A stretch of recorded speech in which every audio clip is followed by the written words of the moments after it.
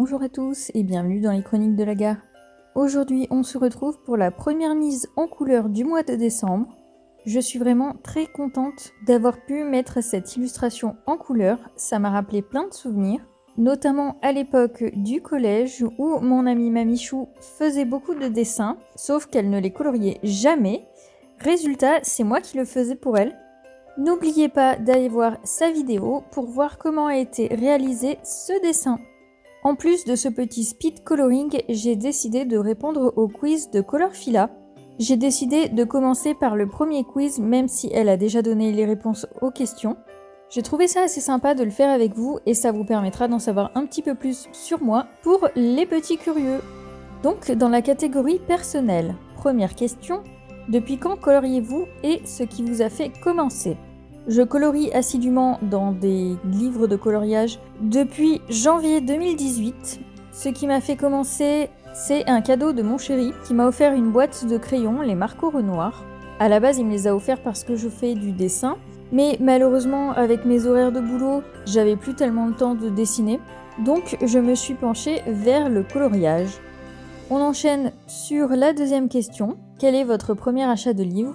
Donc mon premier achat de livre, c'était 6 livres de coloriage mystère, justement suite au cadeau de mon chéri.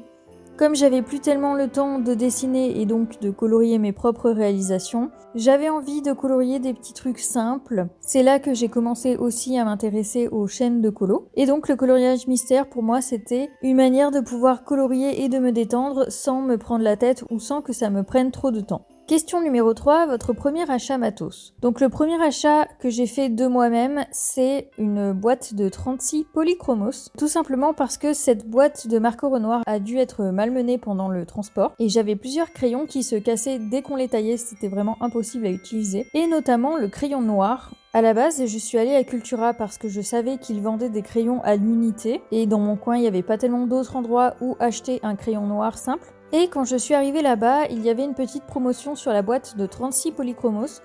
Donc je connaissais déjà cette boîte de crayons de nom, je connaissais la marque Faber-Castell. Donc je me suis laissée tenter et j'ai acheté cette première boîte de 36. Question numéro 4, votre artiste préféré ? Un seul. J'aime beaucoup d'artistes et plus précisément je préfère les styles réalistes. Mais si je devais en choisir un seul, je dirais quand même Kirby Rosanne parce que c'est le seul artiste pour lequel je possède tous les livres qui sont sortis actuellement.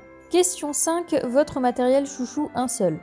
Alors je dirais que j'ai pas vraiment de matériel chouchou, je me dirige toujours plus vers les crayons de couleur, mais parmi toutes les gammes que j'ai pas encore trouvé la gamme qui me convient parfaitement. Mais on va dire que j'ai des chouchous de cœur et ce sont les polychromos, puisque c'est ma première gamme vraiment artiste que j'ai eue. Ensuite, il y a la catégorie matos et artistes.